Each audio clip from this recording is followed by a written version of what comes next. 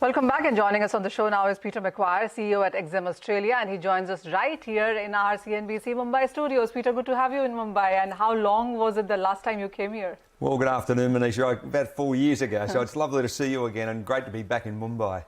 Well, thank you so much for joining us here in the studios. And let's talk about the crude oil prices, because 3 straight weeks of gains, and this week as well has started on a positive note. We're trading 81 and 85 respectively.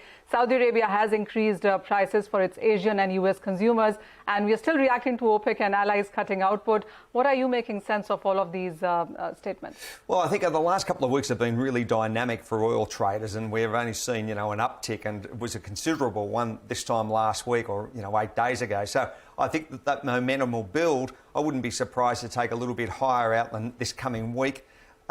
Prices are, I think, at a range bound, and they'll stay in that sort of, 75 to 85 in the short run. But I'm expecting probably, as the quarter wears on, Manisha, probably up from here. Are you looking at 90, 95 in this quarter, or do you think that would be... It may well happen. I mean, I'm worried about a couple of things. I'm certainly concerned as far as geopolitically what's going on with China and Taiwan. That's a sleeping giant, and I'm just seeing how that all unravels. The Russia situation, I'm conscious as far as Saudis, and overall demand is relatively strong. I mean, some people are saying we're going to see a pullback, but after I drive through Mumbai and I see the engagement across India, you've got to be kidding me as far as, downturns. It's only one-way traffic, and that's up from here. Well, absolutely. How are you also looking at the gas prices? Because we've come down all the way from $10 to below $2. Yeah. Is it oversold? Are you buying at these levels? Well, I think it's been a dynamic trade to go short on, and we've been exciting. Traders have just rubbed their hands with glee. It's been incredible, and that short side. So I wouldn't be surprised. It's probably oversold. You might see a bounce. Not unusual at this time of year, leading into that summer season in the US. We're only a month away from the start of really summer driving season and weather outages. So I wouldn't be surprised to see nat gas hit up a little bit further from here. But yeah, it's cheap, and that's the time to buy it. But the story of the year until 2023 clearly has been gold. I mean, we've seen all-time high in India, all-time highs in Australia too. Yeah, you bet. Central bank buying has just been it's just been incredible over the last year, and I think that will only continue leading forward.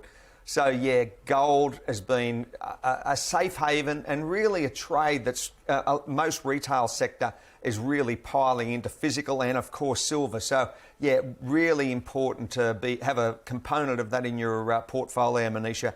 And from here, I won't be surprised to take all-time highs out sometime this year. I don't know what that number's going to be, but I think it'll be upward from here.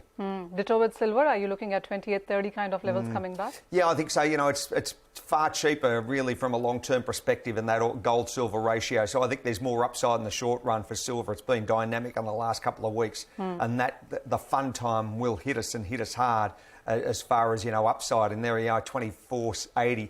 I think there's plenty of upside there for silver. Yeah, and you've been a very active trader into the forex markets as well, Peter. And what does the dollar index tell you right now? And the market's now looking at euro, Chinese yuan, the BRICS countries coming up with their own currencies. I mean, there's just so much debate happening across board.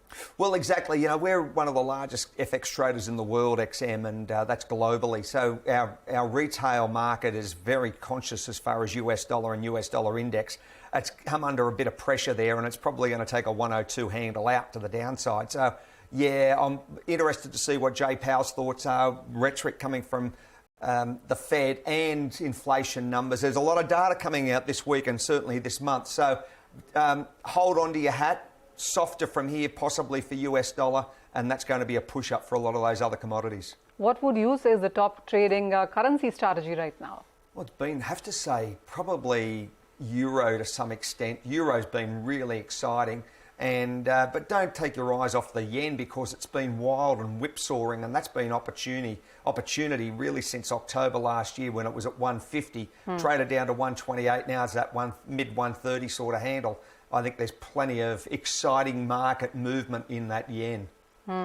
One sector, Peter, which hasn't done well as we've started a new quarter has been the metals as a space. Yeah. Iron ore, steel trading at multi-month lows. If languishing. you keep languishing, and if you keep copper out of the whole calculation, almost everything is in the negative. Yeah, you know, tin, aluminium. I thought they were going to bounce nicely at the start of the year, and they had a nice uptick in January. But since then, all the hot steam's come out of it, and so where we run from here, Manisha, may be a point of consolidation. Let's see what's going on as far as demand picture moving forward. But there's been an underinvestment across most of those commodities for probably the best part of a decade.